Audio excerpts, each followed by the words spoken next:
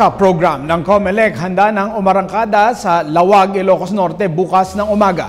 Ang detalye sa ulat ng ating kasamang si Haji Camino na nasa ating telepono. Haji!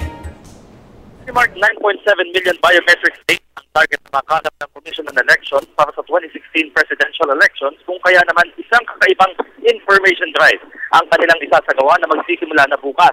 Itadaan sa walkathon o paglalakad ang pagkikayat sa mamamayan na magparehistro ang pagpa-biometric scan. Pangungunahan ni Director James Jimenez ang programang Waka Waka at maglalakad mula Lawag, Ilocos Norte simula bukas patungong Ilocos Sur, La Union, Pangasinan, Tarlac hanggang makarating ng Matnog sa Sorsogon.